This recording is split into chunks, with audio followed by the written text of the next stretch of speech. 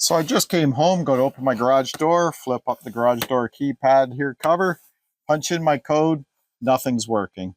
So I figure the batteries are dead, so I'm going to show you how to change the batteries in your garage door keypad right now. So right here you'll see a screw. First thing you want to do is remove this screw to get to the batteries.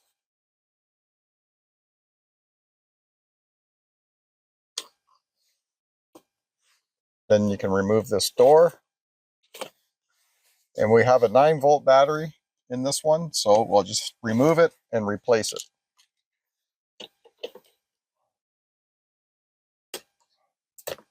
So there again, it's a 9-volt battery. Okay, we've got our new battery. I had to run to the dollar store really quickly to finish this video, so if you could, please give me a thumbs up below this video.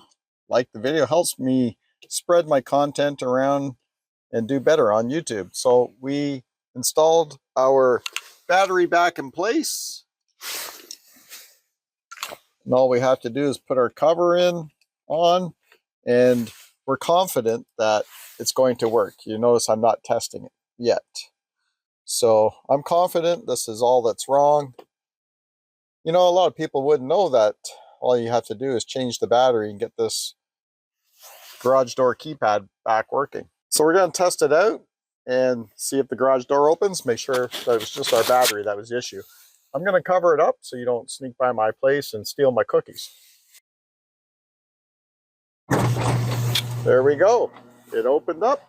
That was our problem. So it's a simple concept just to get your garage door keypad working again. It was just the battery.